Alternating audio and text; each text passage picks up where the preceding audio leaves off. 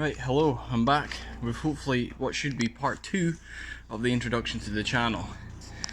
So what we have here, if I sound a little bit out of breath, it's because I've been carrying shit down and up to the sheds. What we have here is something I can almost guarantee you've never seen before as well. So we've got quite a few unique ones here. So here, in case you can't see it in full length, is a kit car. Again, same as the classic Mini, fully fiberglass. This thing weighs nothing. I mean, I could pretty much hold on to this singular bolt or even put my hand in here and lift the entire car. It is not heavy, weighs nothing, and it's pretty cool. Now what I'll show you is some of the unique features of this beastie. Other than the fact, okay, the handle's stuck. Other than the fact, she has these amazing gold wing doors, which I absolutely love. And the fact that the engine is not in the front, it is actually soon to be located in the back. This car will be built as a 2-seater. I ain't putting a bench in the back because who wants to ruin a kit car like that?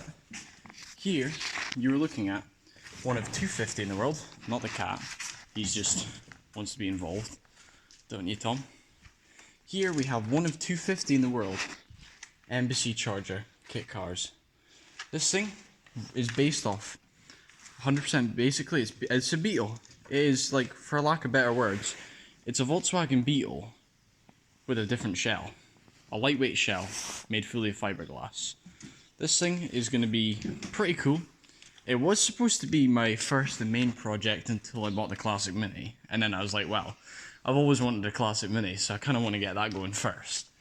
So unfortunately, this one's going to be kind of sidetracked, shoved aside, and I feel really bad because this will be probably what catches more people's eyes than the Classic Mini, which is a shame because both of them are fantastic cars, but I feel like this one will get more attention than my Mini just because it's shaped the way it is. I mean, visually, it practically just looks like an old school Lotus crossed like Lambo or something. I mean, my granddad calls it the Ferrari, some of my family call it the Lambo.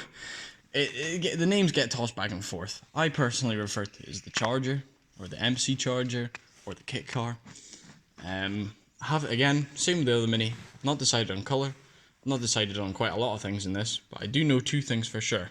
Number one, it's going to be built completely standard for a start to get it on the road, because it's actually registered as like a 72 Beetle, so doesn't need MOT, doesn't need tax, it's all pretty cheap to run.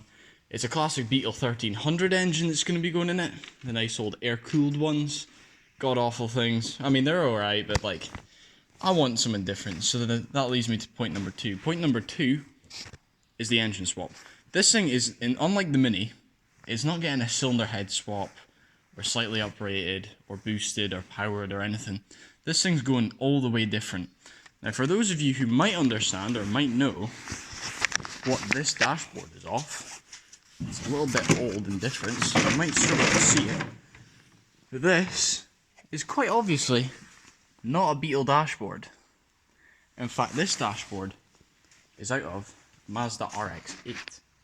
Now the plan is, and we actually have one here, it's my brother's one, but we do have a Mazda RX-8.